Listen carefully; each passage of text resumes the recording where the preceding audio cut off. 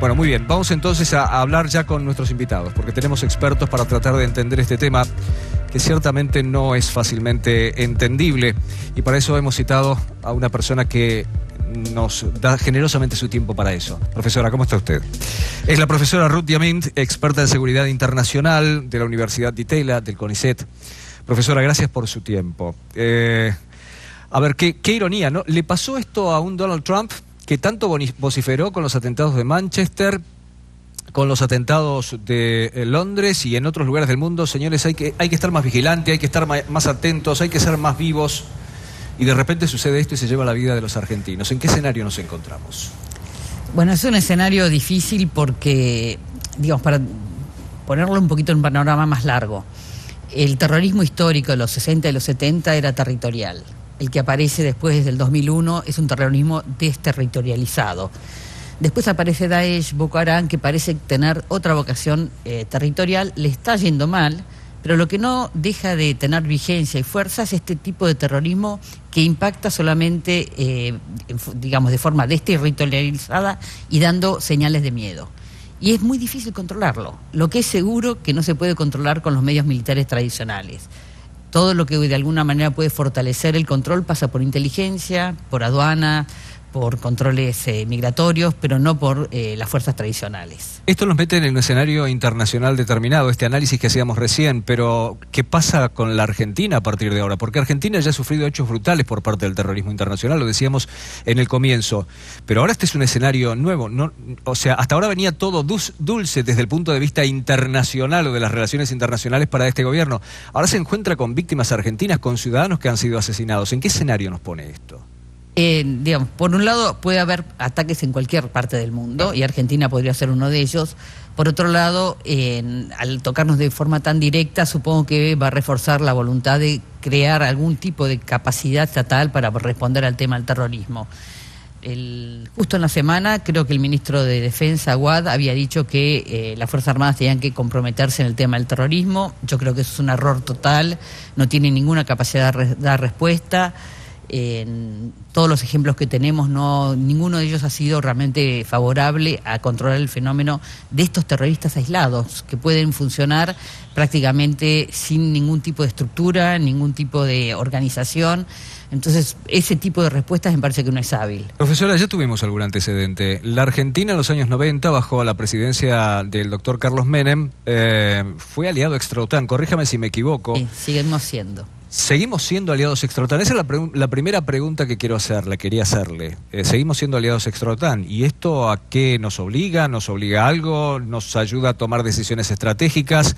En aquel momento no nos fue bien. No sé si los ataques contra la embajada y contra la AMIA fueron en parte por eso, por involucrarse en la guerra con Irak, aunque solo sea con patrullajes. ¿En qué escenario nos pone eso? Insisto con la palabra escenario, porque me parece que estamos manejando un escenario que hasta ahora no manejábamos. A ver, hasta en todo el recorrido de todos estos años, la colaboración extra-OTAN no ha sido muy fructífera y no ha dado demasiadas pautas para poder organizarse internamente. Hay, por supuesto, diálogos y puede haber hasta presiones de Estados Unidos, pero que no se dan dentro del marco de la relación extra-OTAN. Sí se dan en la relación entre Ministerios de Defensa, entre Cancillerías, muchas veces directamente con maniobras o actividades entre Fuerzas Armadas.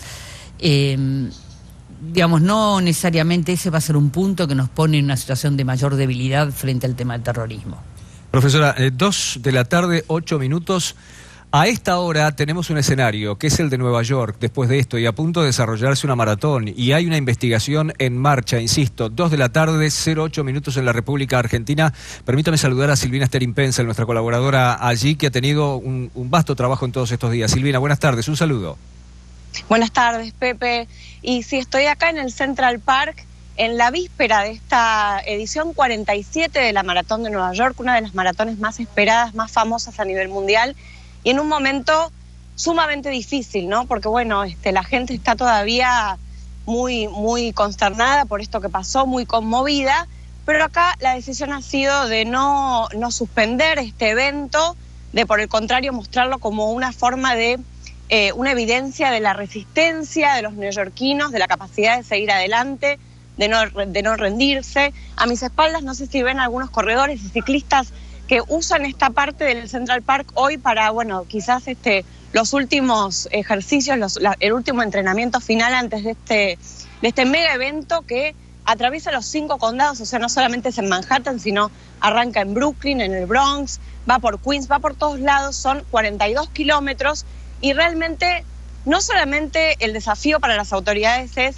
qué hacer con los maratonistas, cómo proteger a los maratonistas, sino a los casi 3 millones de espectadores de este evento, Pepe. O sea, es un doble desafío, como les digo, a días de este trágico episodio que se llevó la vida de nuestros 5 rosarinos. Y realmente lo que dice el NYPD, el Departamento de Policía, es no se preocupen, o sea, va a haber más seguridad que no se ve que la que se ve. Es decir, infiltrados o mezclados, mejor dicho, entre la gente que viene a darle aliento a los corredores, va a haber mucho personal undercover, va a haber mucho camión del Departamento de Sanidad, o sea, el camión que vemos, el tipo de camión que vemos en el invierno, cuando el invierno llega a su punto álgido, que corre nieve, bueno, esos camiones se ponen en hilera como montando una especie de fortaleza para que justamente terroristas con la idea que tuvo Saipov no puedan llevar a cabo ese tipo de ataques. Se ha también fortalecido la seguridad en la línea de llegada, por lo que pasó en Boston en el 2013. A eso quería apuntar. De todas maneras, Pepe, o sea, no te voy a negar que mucha gente dice, bueno, yo todos los años voy, pero esta vez no voy a ir a mirar, ¿no? Claro. O sea, la gente tiene un poco de miedo. Claro, está como dividida la opinión, Pepe, o sea, para ser honesta, o sea, el que viene a Nueva York hoy va por lugares y dice, acá no ha pasado nada. Pero si empezás a escarbar un poco, hay gente que ha cambiado su plan de ir a alentar a maratonistas para verlo por televisión. Claro que cambió, lo contás muy bien y precisamente mencionaste un punto que yo quería charlar contigo, ¿no? Porque pueden decir todo lo que quieran, esos camiones incluso enormes cargados de arena, Silvina, los hemos visto contigo en ocasión de las elecciones en medio de los gigantescos operativos de seguridad, pero tenemos un antecedente que fue la maratón de Boston, curiosamente también perpetrada por 2 terroristas que eran, no del mismo lugar, pero sí de esa parte del mundo, si no me equivoco, eran chechenos. ¿Cómo influye esto? ¿Hay memoria colectiva en la gente de todo esto? Por supuesto que sí, por supuesto que sí. Bueno, en esa oportunidad, en el 2013, fueron 3 las víctimas fatales, más de 200 heridos. O sea, hay gente, los heridos siempre quedan como en un lugar muy especial luego de estas tragedias, ¿no? Porque la atención suele quedar en los fallecidos, en los propios terroristas. Hay gente mutilada, por ejemplo, Pepe, ha sido un horror. Uno de los hermanos Tsarnaev fue dado de baja en el 2013, el otro fue sentenciado a pena de muerte por inyección, pero estos son procedimientos largos. Fíjense que el atentado en Boston ocurrió en el 2013, en mayo del 2015 vimos la sentencia y todavía no se sabe, no hay una fecha exacta de cuándo se va a producir esa inyección letal para acabar con la vida de este terrorista de Boston, y eso está muy fresco acá también. Porque, bueno, hay muchos interrogantes, ya el presidente ha pedido la pena de muerte, acá en Nueva York no está establecida la pena, vieron que es una cosa que es por estado, sí. En Massachusetts sí, se avala la pena de muerte, pero acá no está en la Constitución del Estado de Nueva York. Así que, bueno, hay mucho que ver y curiosamente les digo que el juicio y todo el proceso legal se está dando nada menos que en el 500 de Pearl Street, un lugar familiar para nosotros porque es donde ocurrió el litigio de los holdouts, de los fondos buitre, así que en su momento estaremos yendo también a esa corte para ver cómo esa faceta de esta trágica historia se va desarrollando. Pero volviendo al tema de la maratón, hay miedo, hay mucha gente que ha decidido no ir.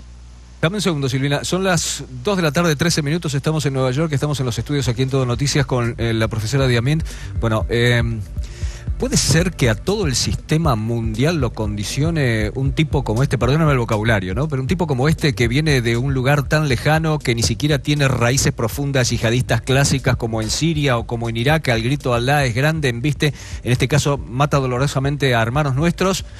¿Puede ser que pongan de cabeza todo el sistema mundial en materia de seguridad? De alguna manera sí, de alguna manera está mostrando que las amenazas históricas tradicionales, que eran guerra entre estados, hoy no son la fuente de conflicto entre los países y que se presentan otro tipo de amenazas a la sociedad y que hay que pensar en otro tipo de respuesta. Yo creo que sí, de alguna manera esto está demostrando que lo que fue útil para defender la soberanía de un estado y la forma de vida de una población en otro tiempo, hoy no es un instrumento válido.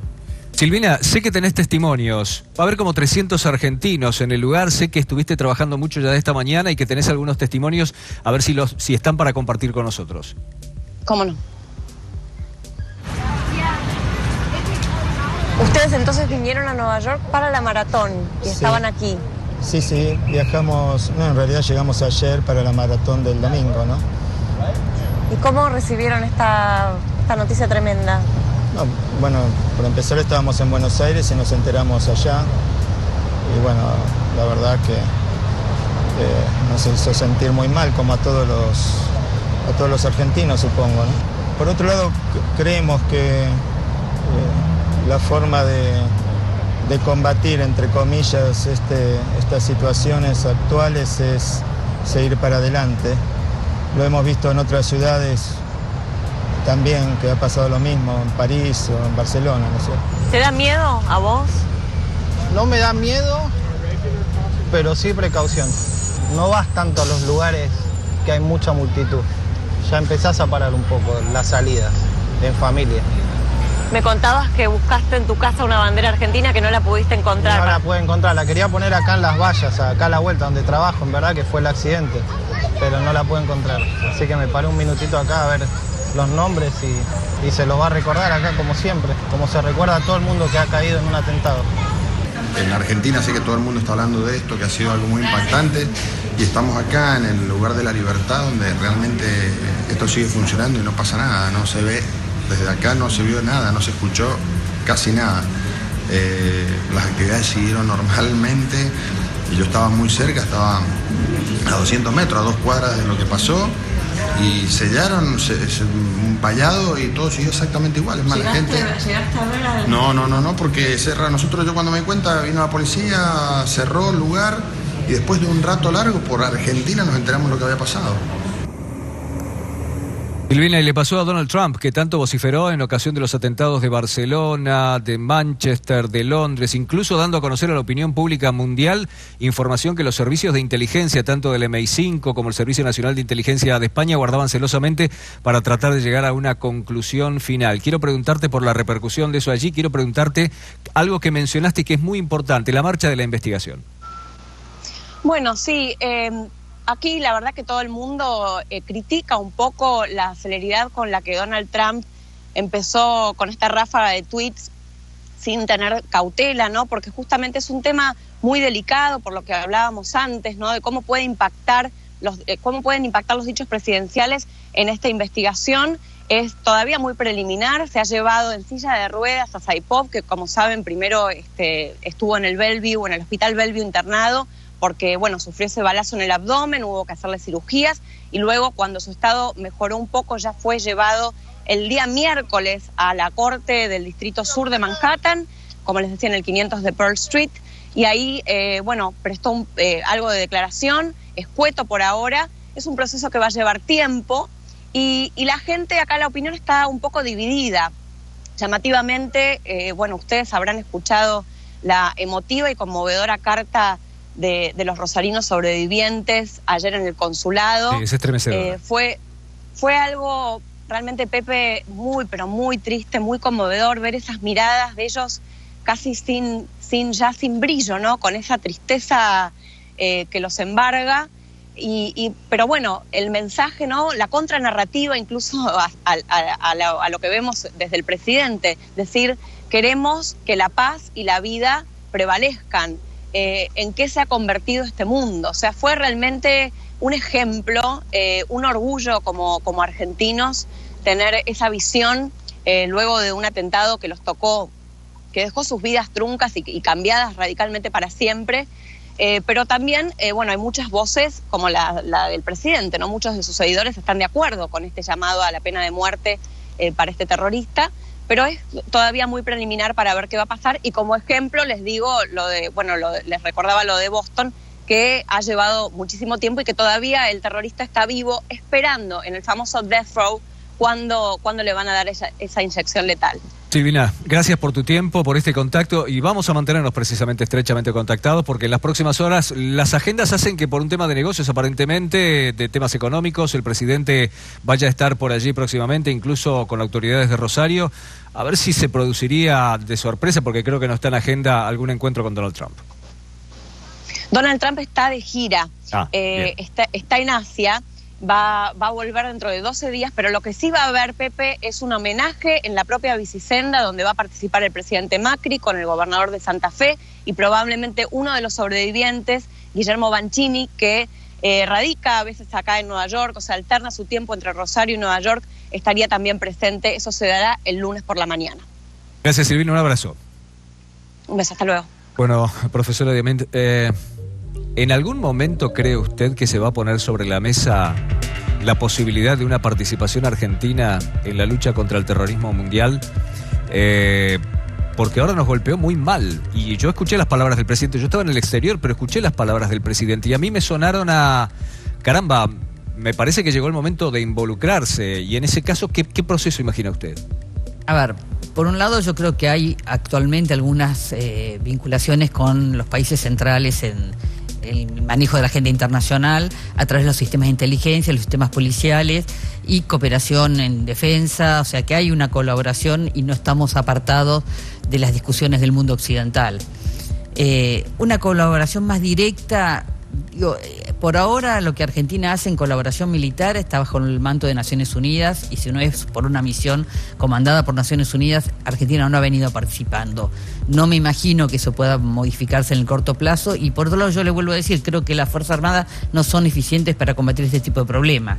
Pero ya tenemos también asociaciones, por ejemplo, para compartir datos de migraciones, de aduanas, contenedores, digo, cada vez más el sistema de inteligencia es el que se va a reforzar y en ese sentido yo creo que sí se van a dar mecanismos de mayor cooperación y de mayor cuidado de los datos para que estos datos justamente no se difundan a quien no los tiene que tener. Profesora, la invito a compartir también el testimonio de quien nos da generosamente su tiempo en el día de hoy, que es Carlos Igualada, experto en terrorismo yihadista, es creador y coordinador del Observatorio de Atentados Yihadistas. Carlos, un saludo cordial, buenas tardes.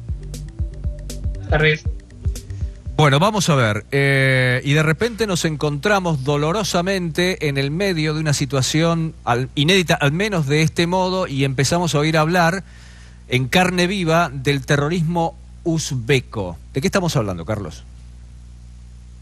Sí, pues es un terrorismo que en los últimos años se ha demostrado que está muy relacionado con el terrorismo de teología yihadista, como demuestran los últimos atentados que se han dado sobre todo en Europa. Hay que recordar que en el verano pasado se produjo un atentado en Estambul, donde uno de los terroristas que atentó en el aeropuerto era de origen uzbeco, mientras que también en abril de este mismo año, otro de los atentados que se produjo en Estocolmo, también el autor de ellos era también de Uzbekistán. Por lo tanto, es cierto que algunos de los atentados que se han cometido en los últimos años de teología yihadista en Europa llevan el sello de ciudadanos uzbecos. Vamos a ver, Carlos, es una geografía sumamente alejada y uno tal vez por una cuestión básica de desconocimiento.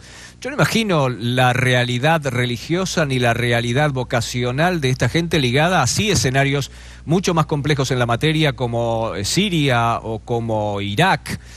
O esa parte del mundo. ¿Cuál es el enraizamiento real de Estado Islámico en ese lugar y por qué? Sí, realmente, más que Estado Islámico, es la ideología del extremismo religioso que vinculado muchas veces al yihadismo, y se debe principalmente a que el gobierno uzbeco durante los últimos años ha mostrado especial hincapié en la lucha contra este tipo de extremismo religioso, y por ello gran parte de estos individuos que son perseguidos en el país acaban marchándose a otros donde estas ideas extremistas pueden seguir desarrollándolas e incluso acabar cometiendo atentados como los que estamos viendo. Carlos, deme un segundo, por favor. Quiero compartir su testimonio con el conocimiento de la profesora Diamant. Hay otro escenario que a uno siempre lo preocupa, sobre todo por los antecedentes. Bueno, esto fue un accidente en cuanto al hecho de que fue Argentina directamente dañada, estas familias, estos hermanos que fueron golpeados de esta manera. Pero de repente puede llevar a investigar a estos uzbecos que tengan lazos con el terrorismo a Argentina y que descubran que tiene una enorme, muy productiva, muy arraigada, muy enraizada comunidad judía. ¿Esto puede volvernos sujetos de atracción?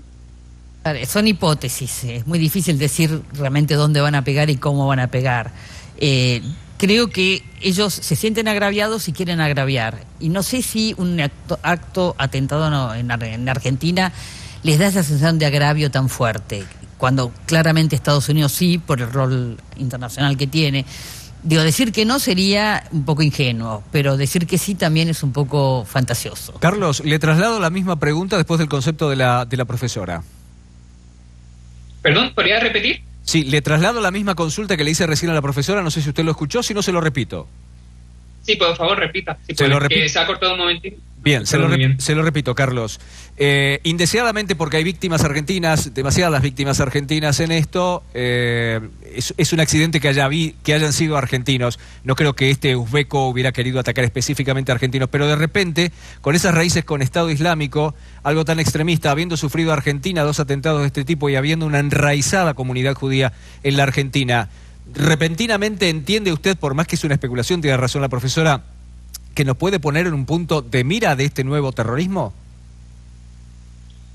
Sí, son hipótesis que se pueden barajar, pero sí es cierto que quizá es algo más difícil que Argentina en concreto se convierta en un objetivo del terrorismo yihadista, si bien es cierto que el yihadismo acaba teniendo como objetivo atentar en cualquier país y ante cualquier posibilidad que tiene. Y Argentina, dentro de como país occidental, estaría dentro de este número de países que son los principales enemigos del terrorismo yihadista y concretamente del Daesh en la actualidad. A incluso a las grandes potencias les está costando, y este es un escenario que transmito para los dos, les está costando controlar este tipo de yihadismo, este tipo de terrorismo. A la mismísima Rusia, durísima Rusia de Vladimir Putin, a Erdogan en Turquía. Profesora, volvemos a un razonamiento inicial, ¿no? Que es incontrolable por los medios clásicos, por más duros que sean. Sí.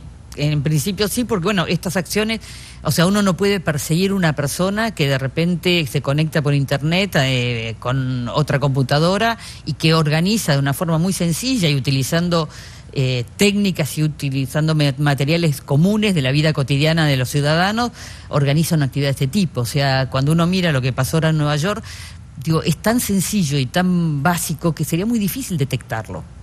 Está desafiando a los gobiernos, Carlos, más duros en la materia. Repito el concepto, a la Rusia de Vladimir Putin, a la Turquía de Erdogan, y luce casi, está bien, en una cantidad menor, ¿no? Pero luce casi más incontrolable que el resto de los activistas en esta materia. Sí, así es. De hecho, una de las estrategias que se está mostrando actualmente del Estado Islámico de Daesh es el hecho de cometer atentados en países occidentales que tienen gran importancia o gran poder a nivel mundial, para hacer un intento de mostrar ese músculo, esa fuerza o ese poderío que todavía tienen pese a la gran decadencia del califato de Estado Islámico que está en Siria e Irak.